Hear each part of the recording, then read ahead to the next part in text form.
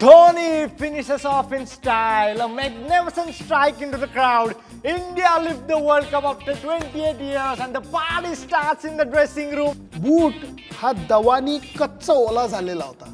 त्यांनी गंभीरला बोलवलं आणि तो म्हणला गौती अगले 10 ओवर हम सिर्फ नीचे से शॉट मारेंगे, बॉल गीला कर देंगे, फिर ना कि मलिंगा स्विंग कर पाएगा ना कि मुरलीधरन टर्न कर पाएगा. की ज्या युवराज सिंगनी छातीमध्ये कॅन्सर असताना हा वर्ल्ड कप दणाणून सोडलेला होता बॅटिंगनी, फिल्डिंगनी आणि बॉलिंगनी. त्यामुळे तो युवराज सिंग बॅटिंगला आलेला होता. हा क्रिकेटचा रोमांच होता. धोनीनी पद्धतशीरपणे 2008 ते 2011 तो संघ बांधलेला होता.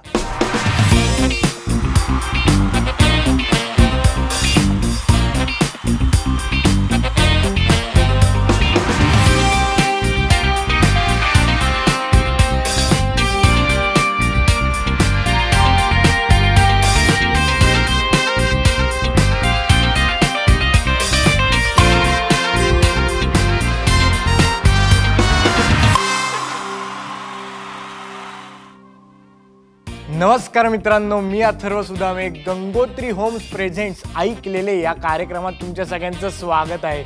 मित्रांनो, या कार्यक्रमात आपण क्रिकेटचे काही न ऐकलेले किस्से हे सुनंदन लेले यांच्याकडनं ऐकत आहे. आणि मागच्या भागात आपण 2007चा हा दुःखदायक वर्ल्ड कप बघितला, पण 2011च्या वर्ल्ड कप बद्दल मला एकच गोष्ट बोलायची आहे. Dhoni finishes off in style, a magnificent strike into the crowd.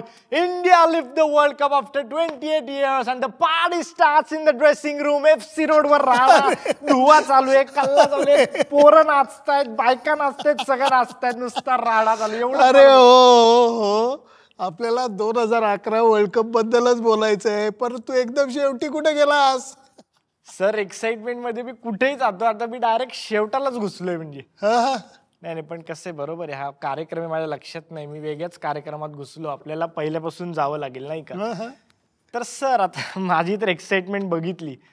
काय एक्साइटमेंट होती की भारतात वर्ल्ड कप, इंडियाची एवढी स्ट्रॉंग टीम तुम्ही कव्हर करणार होता, तिसरा वर्ल्ड कप होता तुमचा. तुमची एक्साइटमेंट काय होती? अशक्य, कारण दरवेळेला वर्ल्ड कप म्हणला की उत्साह, एक्साइटमेंट ही येतेच, पण यावेळेला थोडीशी जास्त होती, कारण भारतात वर्ल्ड कप होणार होता. अपेक्षांचं जास्त नाही, थोडंसं ओझं होतं, थोडंसं भारतीय संघावरती. आणि त्यातनंही एक टोमणा कानावरती येत होता. आणि तो टोमणा असा होता की यजमान देश कधी वर्ल्ड कप जिंकत नाही. त्यामुळे असा एक रायडरही होता, एकीकडे अपेक्षांचं ओझं, दुसरीकडे हा रायडर की यजमान देश जिंकत नाही. त्यामुळे असं एक वेगळ्या प्रकारचं मिश्रण हे त्या वर्ल्ड कपमध्ये कव्हर करायला जाणवत होतं. पण 2007ला जे दुःखदायक मला सारखं ते बोलायचं नाही, पण बोलावं लागतंय, तो रेफरन्स आणावं लागतोय की ते झालं होतं जे काय झालं ते. त्यामुळे मनात एक शाशंकता होती का, की काय आता थोडी भीती जी का असते? कसं असतं रे, की मानवी मन हे कितीही कणखर केलं तरी ते थोडंसं भूतकाळात रमतं. जेव्हा पहिला सामना होता बांगलादेश विरुद्ध, त्याच्या टीम मीटिंगसाठी जेव्हा टीम बसलेली होती, तेव्हा सगळेजण सिरियसली डिस्कस करत होते की बांगलादेश विरुद्ध कसं खेळायचं. एक 5-7-10 मिनटं झाल्यानंतर वीरेंद्र सेहवाग शिट्ट्या मारायला लागला वगैरे वगैरे. तर गॅरी कस्टन जरा वैतागला. तो म्हणला, वीरू पे अटेन्शन, काय चाललंय, काय तुझं लक्ष नाही आहे? तो म्हणला, यार ये कोच साहब को समझाओ यार, एक बार एक्सीडेंट हो गया, बांग्लादेश से फिर से हम नहीं हारने वाले, इनके खिलाफ खेलते हुए इतना डिस्कस करने की कोई ज़रूरत नहीं है. सगळेजण हसायला लागले, मूड एकदम शांत झाला. आणि मग सचिन म्हणला, वीरू क्या करने वाला है, जो करना है मैं कल दिखाऊंगा, असं म्हणून तो तिकडनं निघून गेला अक्षरशः.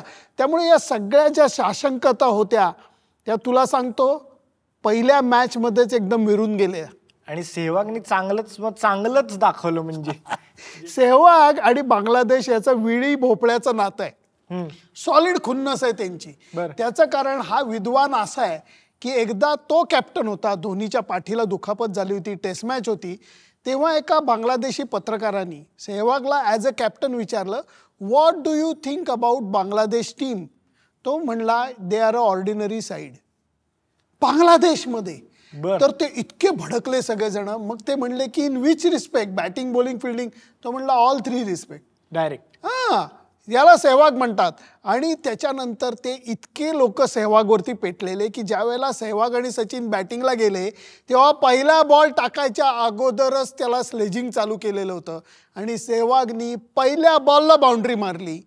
फक्त त्या मॅचमध्ये गंमत अशी झाली की एक बॉल सेहवाग मिडॉनला खेळला आणि 1 रन म्हणून पळाला. सचिन नॉन स्ट्रायकिंग एंडून पळाला आणि सेहवागच्या लक्षात आलं की ही रन नाही आहे.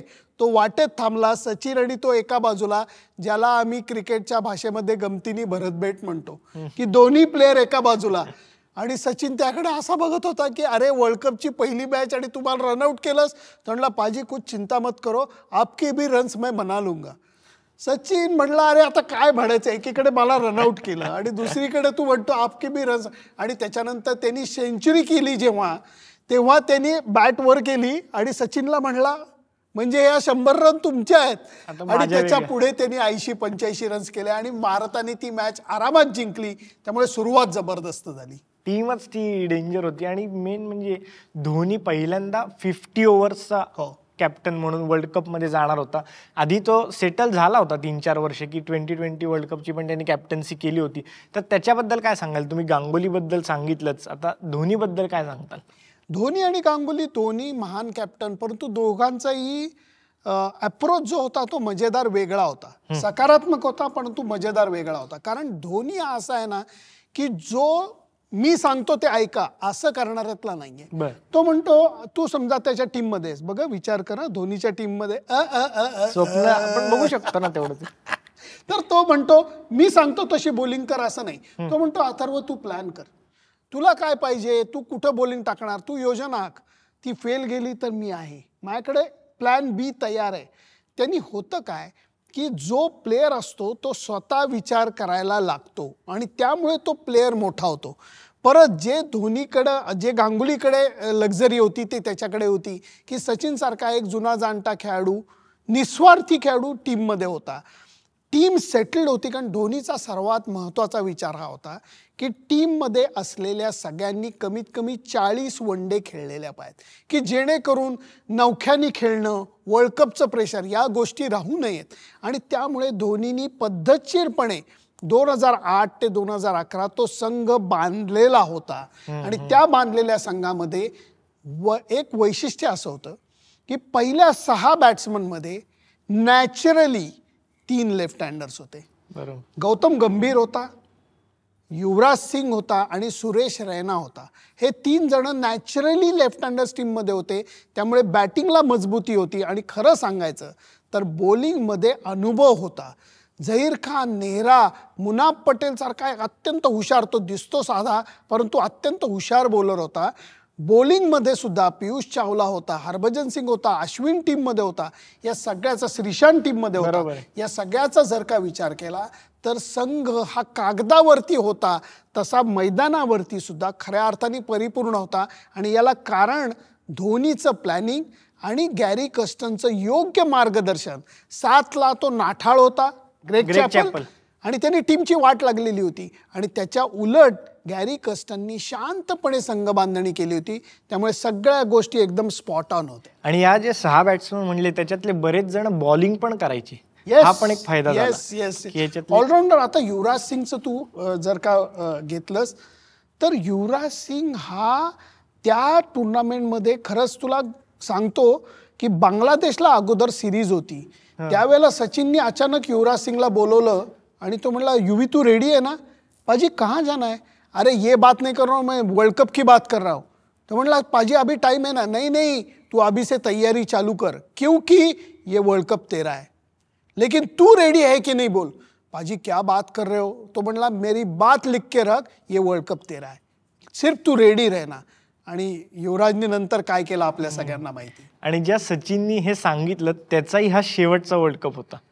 मित्रा गंमत बघ, क्रिकेटने सचिनला सगळं दिलं होतं, वर्ल्ड कप नव्हता दिला. तडफडत होता अक्षरशः. कारण दरवेळेला असा घास यायचा आणि असा जायचा. त्यामुळे सचिनला कन्फर्म माहिती होतं की हा आपला शेवटचा वर्ल्ड कप आहे आणि खेळाडूंना सुद्धा कल्पना होती की पाजी का ये आखरी वर्ल्ड कप आहे, उनके लिए ये वर्ल्ड कप जीतना है. त्यामुळे या सगळ्या गोष्टी एका योग्य दिशेला संघाला घेऊन चालल्या होत्या. आणि शेवटचा वर्ल्ड कप तसाच परफॉर्मन्स पण सचिनचा तसाच होता की इंग्लंडच्या मॅचला लगेच त्यांनी सेंचुरी पण ठोकली. म्हणजे नुसताच की मी माझा शेवटचा वर्ल्ड कप मी आता एन्जॉय करणार आहे असं नव्हतं, ती रिस्पॉन्सिबिलिटी पण घेतली होती. जबरदस्त. कारण ती मॅच बँगलोरला झाली होती आणि त्या मॅचच्या अगोदर नागपूरला मॅच झाली होती. त्या मॅचमध्येही मला वाटतं सचिननी शतक केलेलं होतं आणि त्याच्यानंतर मी त्या रूममध्ये भेटायला गेलेलो होतो. सचिनच्या रूममधलं एक दृश्य खूप छान असायचं. एकीकडे गणपतीचा फोटो, दुसरीकडे आई वडिलांचा फोटो की आई वडिलांच्या कुशीत तो झोपलाय आणि मध्ये बॅट ठेवलेली असायची, मॅचची बॅट. सचिन मॅचची बॅट कधीही बॅगेमध्ये बंद ठेवायचा नाही, सतत तो बरोबर ठेवायचा. ती बॅट मध्ये ठेवलेली आणि त्या सगळ्याला उदबत्ती लावलेली असायची. हे अगदी दृश्य मी कधी विसरणार नाही. आणि ती बॅट दिसत होती, त्या बॅटचा फोटोही मी दाखवतो. त्या बॅटकडे नजर टाक. त्या बॅटला इतके क्रॅक्स गेलेले होते, इतकी ती जखड म्हातारी एखादी बाई दिसते तसे सुरकुतलेली ती बॅट होती. आणि सचिनला म्हणलं, सचिन काय रे ही बॅट? म्हणलं काय म्हणजे तुला भीती नाही का वाटत? तर त्यांनी बॅट अशी प्रेमाने हातात घेतली, स्टान्स घेतल्यासारखं केलं. तो म्हणला, सुनंदन आता थोडंसं असं मनात येतं की या बॅटमधनं बॉल जाईल की नाही, पण दुसरी गोष्ट सांगू, ही बॅट हातात असली की कुणी मला आऊट काढेलच असं वाटत नाही. त्या एका बॅटनी सचिननी 13 इंटरनॅशनल सेंचुरीज केल्या होत्या. 13 लोकांच्या कारकिर्दीमध्ये 13 असतात, त्यांनी त्या एका बॅटनी 13 सेंचुरीज केलेल्या होत्या. त्याची टेस्टमधली 50 आणि 51वी शतक हे त्या बॅटनी केलेलं आहे. आणि ती बॅट इंग्लंडच्या मॅचमध्ये त्यांनी एक शॉट मारला, तो पॉल कॉलिंगवूडकडे जात असताना त्यांनी अगदी सहज अडवला आणि तो बॉल परत दिला. तेव्हा सचिनला रिअलाइज झालं प्रेम आहे आपलं या बॅटवरती, पण आता त्याच्यातली जान गेली. त्यामुळे त्यांनी त्या क्षणाला ती बॅट बदलली, नवीन बॅट काढली जी त्यांनी तयार करून तलवारीला धार लावून ठेवलेली होती. ती बॅट काढली, परत सेंचुरी केली. पण ती मॅच विसरता येणार नाही, कारण समोरच्या टीमच्या कॅप्टननी सुद्धा आउटस्टँडिंग शतक केलेलं होतं आणि ती मॅच टाय झालेली होती.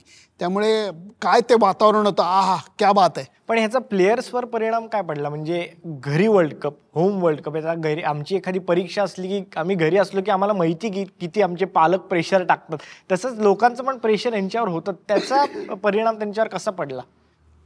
खूप सुंदर प्रश्न विचारलास. कारण एक लक्षात घे, आपण सामान्य लोक असतो, बोलताना आपण म्हणतो क्रिकेटच्या इन्व्हॉल्वमेंटमुळे अरे काय खेळतात ते, काय काय लायकी आहे का यांची, अरे दमला कसला, अरे पायात क्रॅम्प्स कसा आला, पळायला काय होतं, अरे डाईव्ह मारणार, अरे कॅच कसा सोडला, हे आपण पटापट बोलत असतो.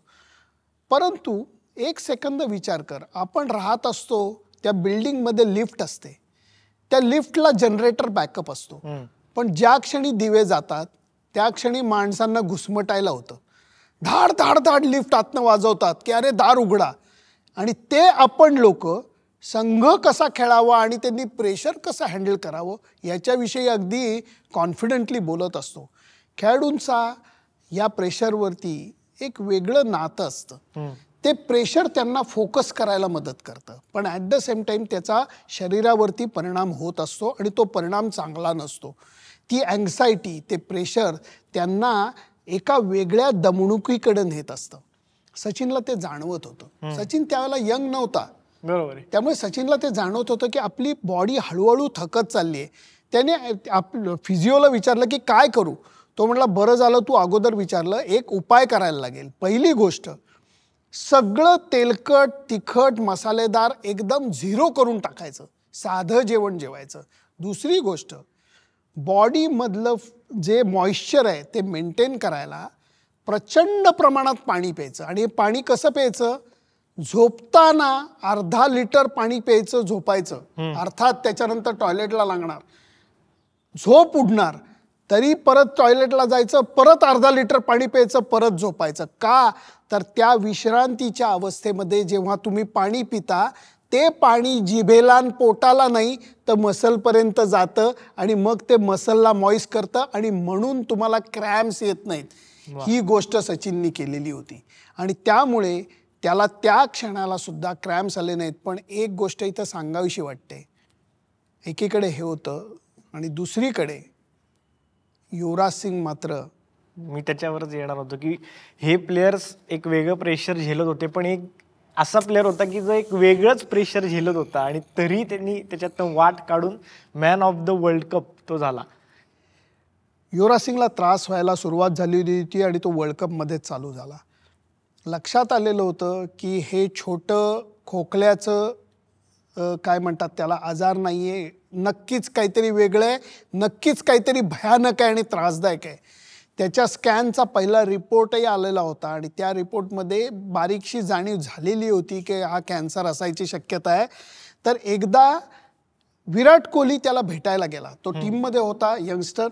विराट कोहली भेटायला गेला आणि त्याला युवराज म्हणला, पाजी क्या आप खुद की तरफ ध्यान नहीं देते हो, आप इतना बढ़िया खेल रहे हो लेकिन ये क्या हो रहा है आपको, जरा अपनी तरफ ध्यान दो. तेव्हा युवराज सिंग म्हणला, चिकू, त्याला प्रेमाने चिकू म्हणतात, ते म्हणतात चिकू वैसे नहीं है, थोड़ा प्रॉब्लम है. क्या प्रॉब्लम है, इतना क्या प्रॉब्लम है. तर म्हणला शायद कॅन्सर हो सकता है. तर अक्षरशः असा तो एक सेकंद विराट थांबला, तो त्या डोळ्यात पाणी आलं, त्यांनी मिठी मारली युवराजला आणि तो म्हणला, पाजी बाकी कुछ भी मजाक करो लेकिन ये मजाक मेरे साथ फिर से कभी नहीं करना, असं म्हणून तो रूममधनं निघून गेला. त्याला वाटलं युवराज सिंग त्याच्या खुशमिजाज स्टाईलमध्ये त्याची चेष्टा करतोय. अथर्व, ती चेष्टा नव्हती, कारण खरंच त्यावेळेला तो त्रास त्याला व्हायला लागलेला होता.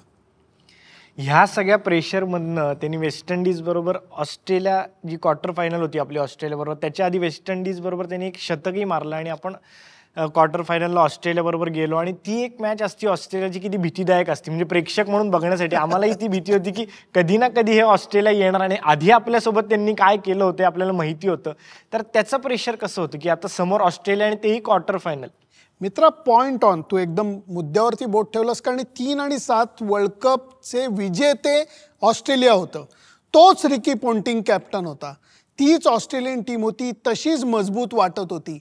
पण खेळाडूंचा सकारात्मक दृष्टिकोन असा असतो, ते म्हणतात बरं झालं क्वार्टर फायनललाच भेटलो, कारण सेमीफायनल फायनलला बाकी टीम जेव्हा कचरतात तेव्हा ऑस्ट्रेलिया त्यांचा गेम अप करत असते.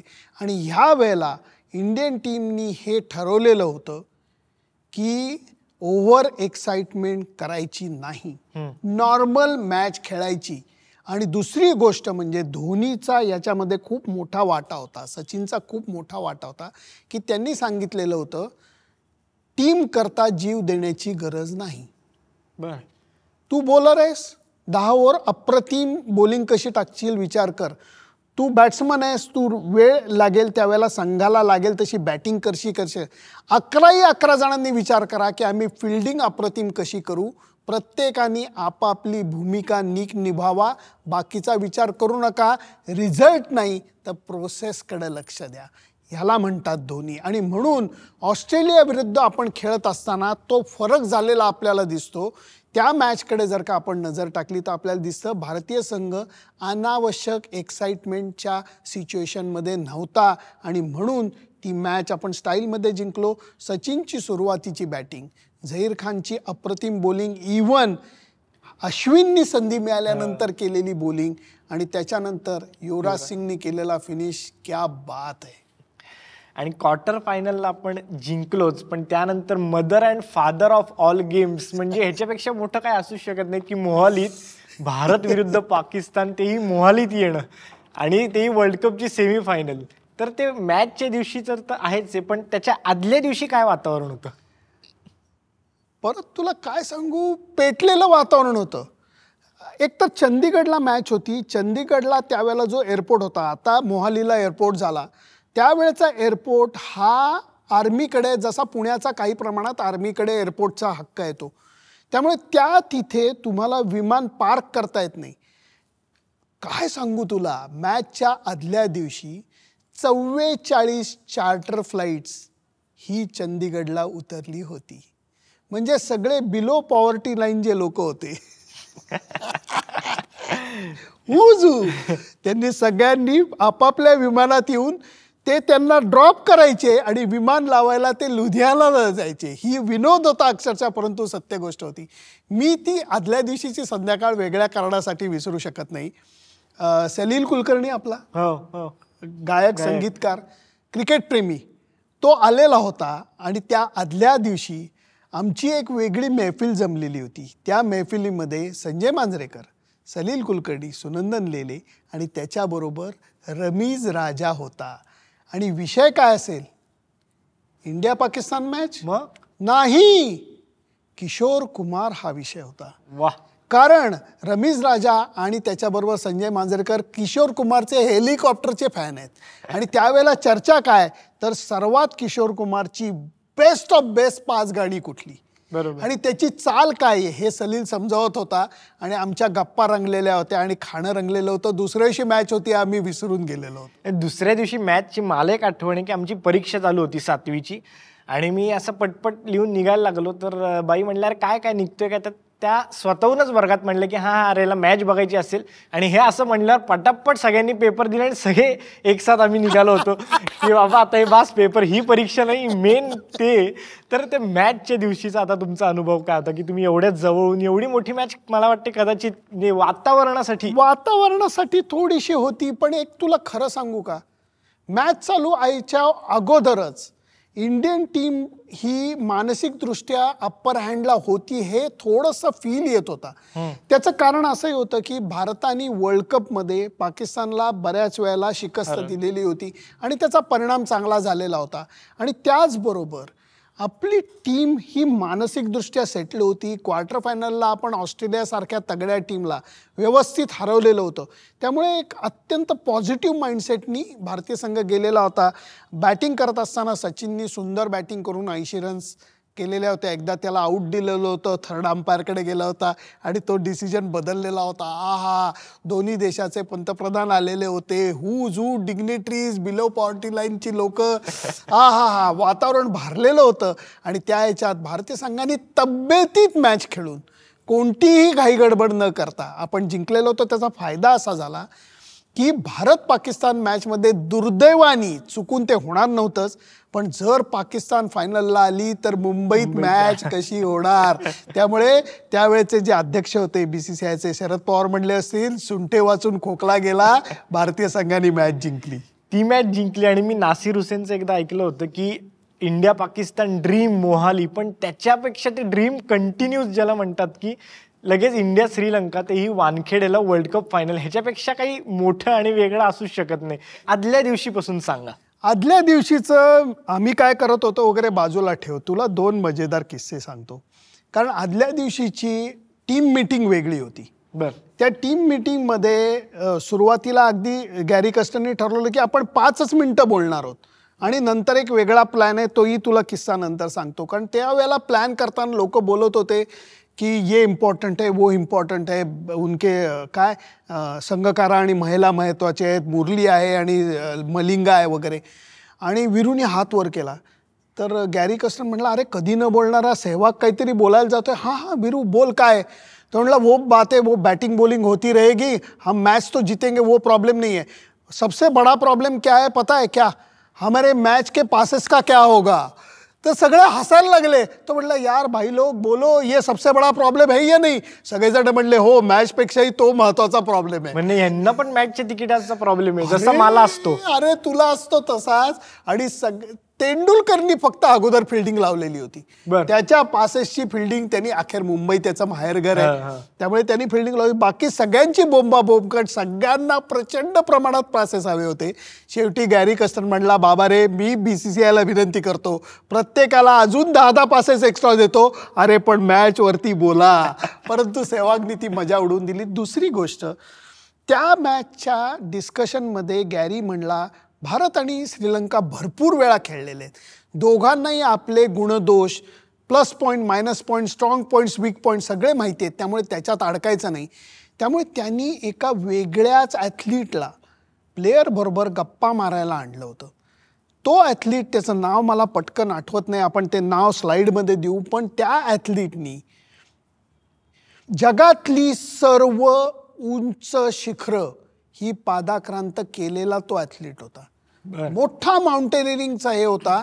आणि त्या याच्यामध्ये गॅरीनी मला ही कथा सांगितलेली आहे. तो म्हणला, त्यांनी एक एक्सपिडिशन असं होतं की ज्याच्यामध्ये 100 मीटरवरती समिट असताना तो परतला होता तिथनं. आणि त्यांनी सांगितलं की तुम्ही का केला. तो म्हणला माझ्या पायाला फ्रॉस्टबाईट झालेला होता, जर मी तो अटेम्प्ट 100 मीटर राहिले म्हणून करायला गेलो असतो तर माझा पाय गेला असता किंवा माझा जीव गेलेला असता. अशा वेळेला तुम्हाला कळायला लागतं की तुमचं ध्येय महत्त्वाचं असतं पण पहिल्यांदा जगणं महत्त्वाचं असतं. त्यामुळे मी तिथनं परत आलो, पाय नीट केला आणि नंतर महिन्याभराने तो सबमिट केला. याच्यातनं भारतीय टीमला हलकेच एक संदेश मिळाला की फायनल आहे, अपेक्षांचं ओझं आहे, सगळं आहे, पण म्हणजे ह्याच्यावरती आयुष्य अवलंबून नाही. त्यामुळे तुम्ही टेन्शन कमी करा, मॅचचा आनंद घ्या, खेळाचा आनंद घ्या, या प्रेशरचाही आनंद घ्या, असा हळूच संदेश हा गॅरी कर्स्टननी संघाला दिला. And that was a master stroke. पण हा संदेश संघाचा झाला, पण तिथं ग्राउंडमध्ये जे फायनलसाठी नाट्य घडायचं ते घडलंच. टॉसच 2 वेळा झाला. हे कधीच झालेलं नव्हतं. म्हणजे आम्ही गल्ली क्रिकेटमध्ये असं होतं की मी हरलो की नाही नाही छापा काटा असं भांडून परत आम्ही टॉस उडवतो, पण ते तिथं वर्ल्ड कप फायनलला वानखेड्यावर हे चाललं होतं. खरंच झालेलं होतं आणि ते विसरू शकत नाही. आणि त्याच्यानंतर भारतीय संघाला म्हणजे खरोखर बॉलिंग करायला लागली पहिली आणि महिलांनी आउटस्टँडिंग बॅटिंग केली होती. कारण अंडर प्रेशर जेव्हा मी रिकी पॉन्टिंगचं शतक म्हणतो, मी गिलख्रिस्टचं शतक म्हणतो, महिला आणि संघकारा हे सुद्धा फार मोठे प्लेयर. आपण परदेशी खेळाडूंचा गाजावाजा खूप करतो, पण तुम्ही जर का नजर टाकली तर महिला जयवर्धने आणि कुमार संघकारा यांच्या आकडेवारीकडे, त्यांनी केलेल्या श्रीलंकन क्रिकेट साठीच्या योगदानाकडे लक्ष दिलं तर आपल्याला कळतं की हे सुद्धा जायंट्स आहेत, हे सुद्धा लिजंड्स आहेत. आणि त्यांच्याबरोबर मुथैया मुरलीधरन होता.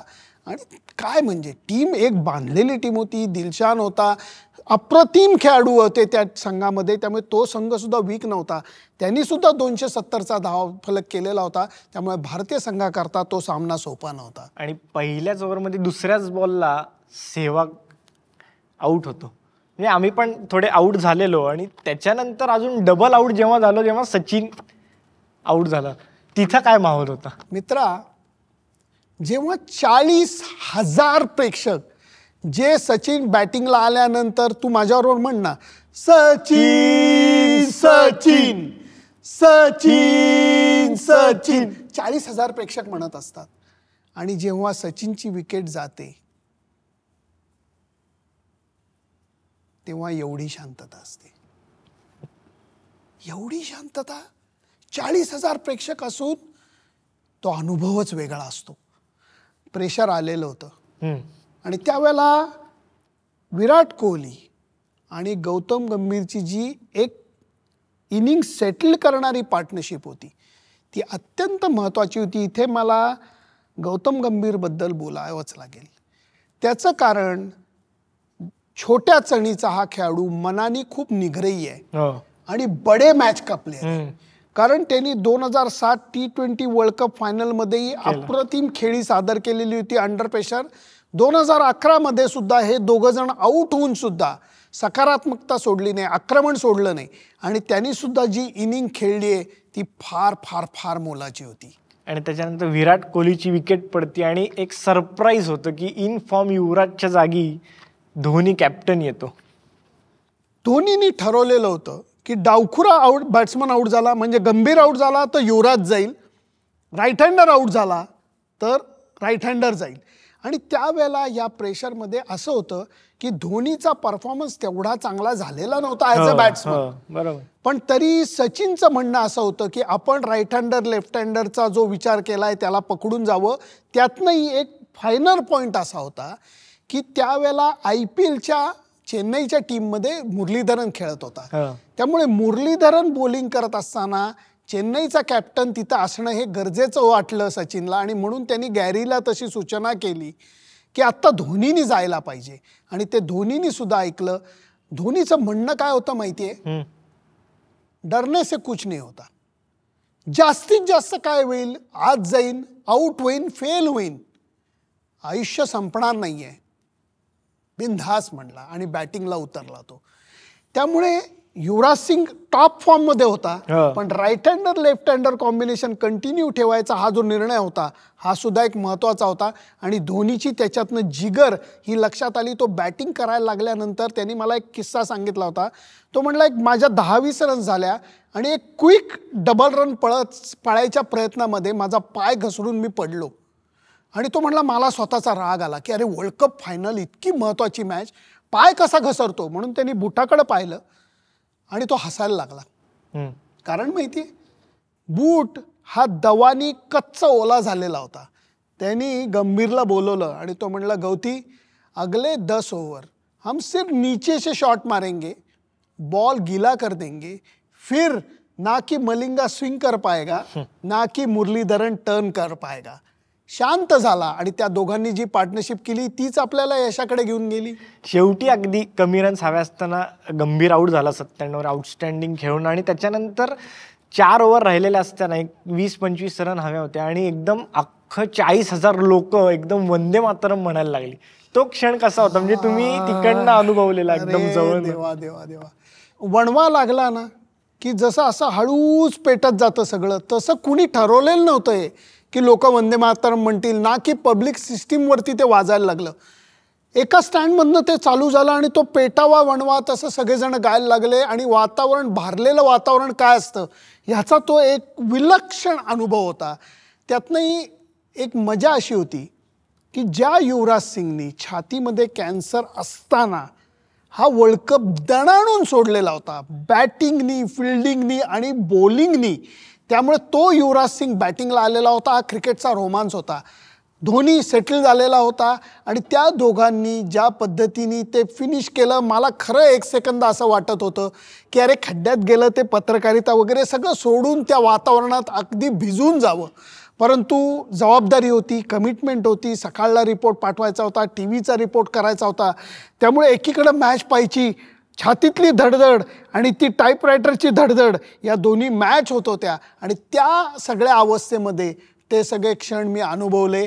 आणि नंतर फिनिश कसा झाला रे, म्हणजे आठवतंय का? कॅप्टनला काहीतरी दिलं, स्ट्राईक दिली आणि असं कुलशेखराने असं बॉल टाकला आणि आणि मग आता मी म्हणू शकतो ना, ते Dhoni finishes of in style, a magnificent strike in the crowd, India lift the world cup. आम्ही तर काय करत होतो, FC रोडला वगैरे राडा घालत होतो. आम्ही काय, आमच्या काय नशिबी नाही ना तिथं मुंबईला जाऊन मॅच बीच बघणं, वर्ल्ड कप फायनल. आम्ही त्यामुळे FC रोडला असा कल्ला करत होतो. तिकडं टीम कशी सेलिब्रेट करत होती? अशक्य वेळ लागलेलं होतं सगळ्यांना. आणि 2007 साली सुद्धा भारतीय संघाच्या डोळ्यातनं अश्रू आले होते, फक्त ते दुःखाश्रू होते. ह्या वेळचे सुद्धा अश्रू होते, फक्त त्या अश्रूंची चव कदाचित गोड असेल. कारण स्वप्न साकारलं गेलेलं होतं. सचिनची मिरवणूक निघाली होती आणि माहोल वेड्यासारखा झालेला होता, कारण सगळेजण वेडे. पण ह्याच्यामध्ये सुद्धा एक प्रसंग घडला आणि तो प्रसंग असा होता की जेव्हा सेलिब्रेशन वगैरे झालं त्यानंतर सचिन आला गॅलरीमध्ये आणि त्यांनी असं बोट दाखवलं प्रेक्षकांमध्ये आणि सुरक्षा सैनिकांना बोलवलं, सिक्युरिटी गार्ड्सना, आणि त्यांना सांगितलं तो जो माणूस आहे त्याला जरा अरेस्ट केल्यासारखं मजेदार, म्हणजे त्रास देऊ नका, तसं त्याला घेऊन या ड्रेसिंग रूममध्ये. सुरक्षा सैनिक गेले आणि त्यांनी सुधीर गौतम जो आपला फॅन आहे त्याला पकडलं आणि त्याला म्हणले बाहेर निकाला के बोला आपको. तो रडायला लागला बिचारा, कारण इंडियन टीम जिंकलेली, त्याला त्या वातावरणाचा आनंद घ्यायचा नाही म्हणल्यावर तो रडायला लागला, गयावया करायला लागला. सिक्युरिटी गार्ड्सने ऐकलं नाही, त्याला असा हिसडून काढलं बाहेर आणि त्याला तरातरा बाहेर काढायला लागले. त्याच्या डोळ्यातल्या पाण्यामुळे, त्या पाणी होतं की त्याला कळत नव्हतं आपण कुठं चाललोय, कारण इतका त्याला दुःख अनावर झालेलं होतं.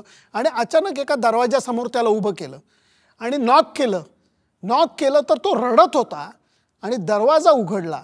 तो धोनी आणि सचिननी उघडला. ती इंडियन टीम ड्रेसिंग रूमचा दरवाजा होता.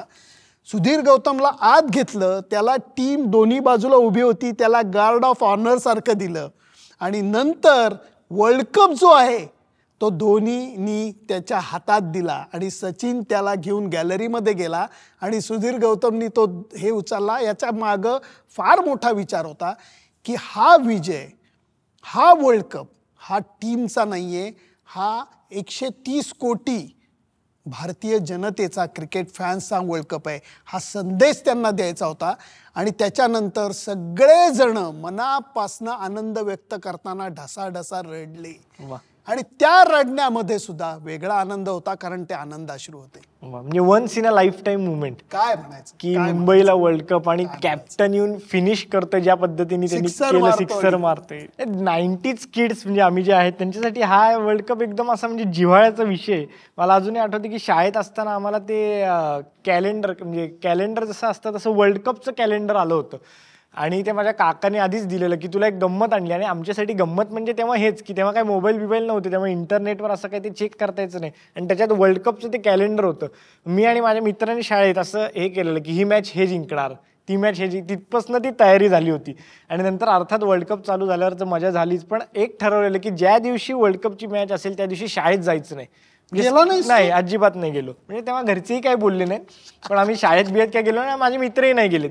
आणि दुसऱ्या दिवशी त्या मॅचची चर्चा करायची. म्हणजे ठरवून 2 दिवस ती दांडीच शाळेला की दुसऱ्या दिवशी मॅचची चर्चा. पण मला आठवते की क्वार्टर फायनल मॅचला एक TV चं शोरूम होतं बालगंधर्वपाशी. आणि तिथं आम्ही सगळे तिथे एक गर्दी जमलेली. तर हाफ इनिंग्समध्ये गेलो आम्ही, तर ते चालू झालेली पुढची इनिंग्स, तर तिथं ती मॅच चालू होती. आणि मग आम्ही बघितलं, आम्हाला हे सगळं नवीन की TV च्या शोरूमच्या बाहेर काहीतरी दिसतंय. आणि आम्ही तिथं उभं राहून ती मॅच बघितली होती. मग आमच्या डोक्यात आली की आता भारत पाकिस्तानला स्क्रीन लावली पाहिजे आपण पण, म्हणजे आपल्या घराच्या खाली हे सगळे आपण मॅच बघूया. मग आम्ही मोठी स्क्रीन लावली आमच्या इथं बोळात आणि ती मॅच तिथं बघितली होती. मग अजून लोकांना डोकं सुचलं की कशाला, मग आपल्या दुकानातच TV लावू. म्हणून आमच्या घराच्या खालच्या दुकानात दोन्ही दुकानात TV होते. मग सगळी लोक तिथं जमली. आणि मग नंतर तर मॅच जिंकल्यावर मग फर्ग्युसन रोडला कल्ला वगैरे यातलं पण मला आठवते की मी घरी गेलो सगळं हे करून वगैरे. आणि वर्ल्ड कप जेव्हा जिंकलो तर वर्ल्ड कप घ्यायला आई म्हणली की हे बघायला जरा वर ये. आणि हे सगळे आपले प्लेयर्स रडत वगैरे होते. आमच्या घरचे पण रडत होते, कारण का त्यांनी 83 नंतर डायरेक्ट 2011 साली हे बघितलं होतं. तेव्हा आम्हाला रडायला नाही आलं, कारण का आम्ही लहान होतो. पण नंतर 3-4 वर्षांनी जेव्हा ते नीट बघितलं की तेव्हा कळलं की अरे हा, याची डेप्थ जी आहे ती तेवढी. त्यामुळे हाच अनुभव. क्या बात आहे. त्यामुळे हा एक वर्ल्ड कप किती लोकांवरती किती सकारात्मक परिणाम करून गेला आहे याच्यातनं आपल्याला कळतंय. म्हणून तुमच्यावर हा वर्ल्ड कप काय परिणाम करून गेला आम्हाला जरूर कळवा. आणि तुमचं मत तर द्याच, पण त्याचबरोबर यूट्यूब, फेसबुक सगळीकडे सबस्क्राईब करा, इन्स्टाला फॉलो वगैरे करा. कारण का क्रिकेटशी रिलेटेड कॉन्टेंट आमचा दोघांचा आता भरपूर येणार आहे. कारण का आता काय क्रिकेट फीवर आहे, क्रिकेटचा सीझन आहे, त्यामुळे नुसता राडा आहे. आणि त्याच्याबरोबर माझ्यासोबत कोण आहेत, रील किंग अथर्व सुदामे. कोण कोण महान व्यक्ती त्यांचे कौतुक करत असतात स्टेजवर बोलून, काय सांगू मी तुम्हाला. त्यामुळे अथर्व सुदामे आणि लेले काका यांची या संदर्भातली रील सुद्धा येणार आहेत. त्यामुळे सगळ्याची वाट बघा. सगळ्या गोष्टी आम्ही तुम्हाला सादर करणार आहोत. Bye bye bye. आणि बांगलादेश विरुद्ध क्वार्टर फायनल म्हणल्यावर रडकेत रे. कसं टीम फॉर्मेशन हे महत्त्वाचं असतं. आणि जी गोष्ट बेसिक क्रिकेट खेळून, क्लब लेवलला क्रिकेट खेळून सुद्धा तुला कळते, ती बाकीच्यांना, इंडियन टीमच्या सिलेक्टर्सना किंवा संघ व्यवस्थापनाला का नाही कळली ही गोष्ट मला कळत नाही. आग लागल्याशिवाय आगीचा बंब पाठवत नाही, तसं टीम अडचणीत आल्याशिवाय धोनीला बॅटिंगलाच पाठवायचे. म्हणून त्यांनी हे केलं की जा रे पावसा माझ्या महाराष्ट्रात जा, इथं नाही तिथं तुझी जास्त आवश्यकता आहे. 2011 वर्ल्ड कपमध्ये जो 15 जणांचा संघ होता त्याच्यातले फक्त 4 खेळाडू हे कंटिन्यू झालेले तुला दिसतील. धोनीला ज्या ठिकाणी दुखापत झाली होती त्याच ठिकाणी रप करून बॉल लागलेला होता आणि तो असा हात झटकून, नाही तर धोनी कुठली इमोशन दाखवत नाही.